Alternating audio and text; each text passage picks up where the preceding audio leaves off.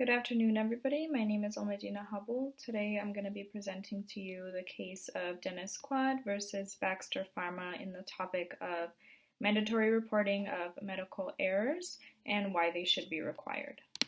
Let's go over some background information and meet the victims of medical error. So some of you may recognize Dennis Quad in the black shirt. He is a famous American actor. He's known for several movies such as The Parent Trap and A Dog's Purpose. To the right of him in the white shirt is his third wife, Kimberly, who he married in 2014 and divorced recently in 2018, unfortunately. Their twins, Thomas and Zoe, who they're holding, they were born through a surrogate mother, and they're the primary focus of this case that we're going to talk about today. So I'm going to take you guys through the story of what actually happened in the Quad case. The newborns were sent home originally, but they were sent back to the hospital in California at Cedars-Sinai Medical Center because they had a staph infection.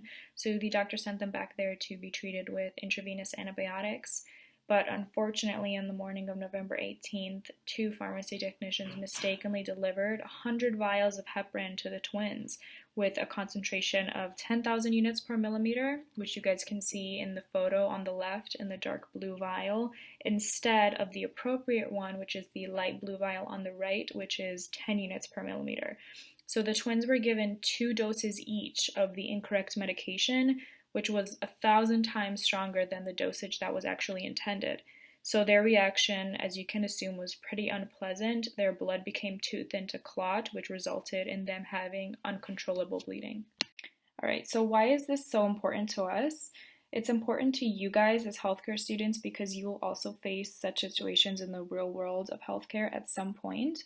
Medical errors are harmful to everybody, unfortunately.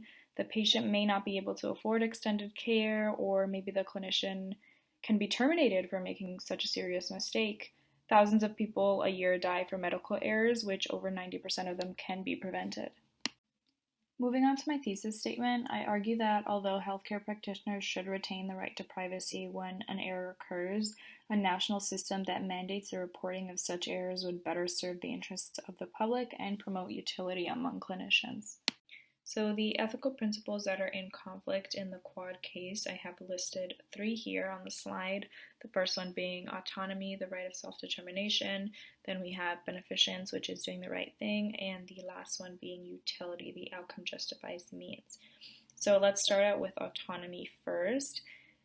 This is really important in this case because the twins are too young. They don't have any decisional capacity, right? They are newborns. They can't make decisions for themselves. So the clinicians have to respect whatever decision their parents, Dennis and Kimberly, make regarding their health plan, and the clinician has to respect that. They are required to know the truth about their children's ongoing care, even if the change could be potentially harmful for them. The second one being beneficence, that one's also very important to healthcare professionals because they have to promote kindness through their actions, even when they admit to something as big as a medical error like this one, right? So the beneficence principle is really important in this case because Dennis and Kimberly weren't actually notified of the error until the next day. So that is an error on the technician's part. They didn't notify hospital administration that they had made an error.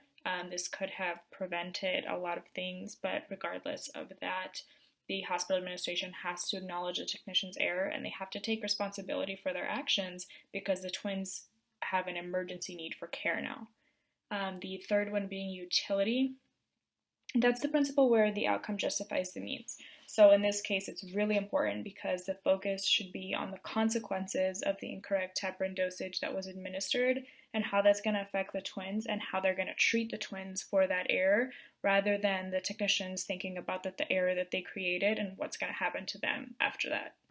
So there are several laws, codes, and duties that apply to this case and the topic of mandatory medical reporting. The first one I have here written on the slide is the National Medical Error Disclosure and Compensation Act of 2005. The title pretty much gives it justice. They do provide compensation to the patient and the victims, but another thing that they do is that they reinforce the healthcare provider in their wrongdoing. So the person that made the error feels a sense of emotional support. which promotes a culture of safety within hospitals. That's ultimately the goal of medical reporting, right? Is that you learn from your mistakes. So this is really important for that. And another plus of it is that it de-escalates the cost of liability lawsuits.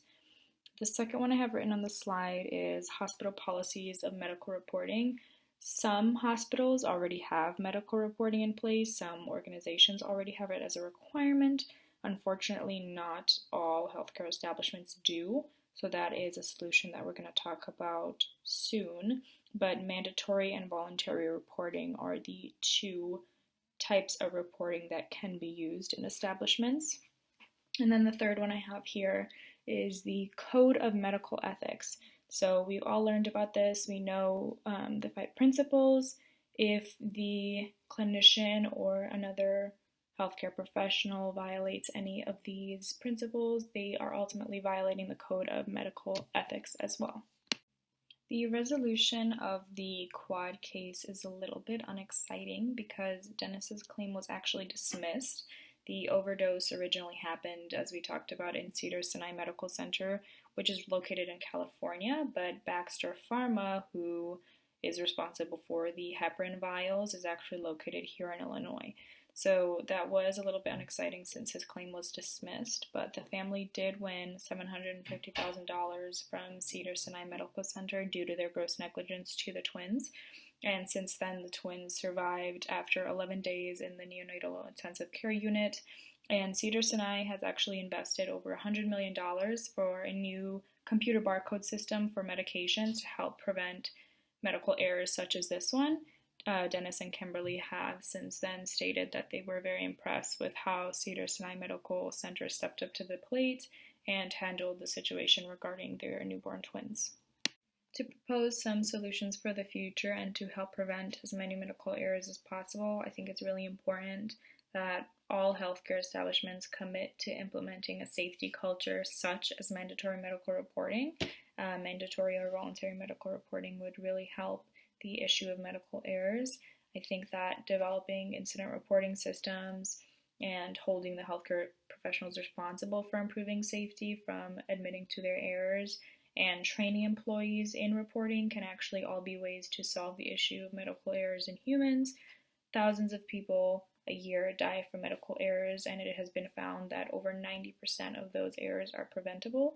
So I think it's really important that hospital establishments and any other healthcare organization focuses on medical reporting as a solution to such errors.